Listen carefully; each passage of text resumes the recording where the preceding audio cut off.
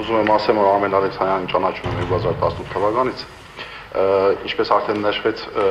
սոցիալական խնդրի մասով, այս մարդը հանաբազորյա հաց աշխատում, օրվա մեջ աշխատում, օրվա մեջ իր երեխեքին պահում է, իսկապես շատ դժվար է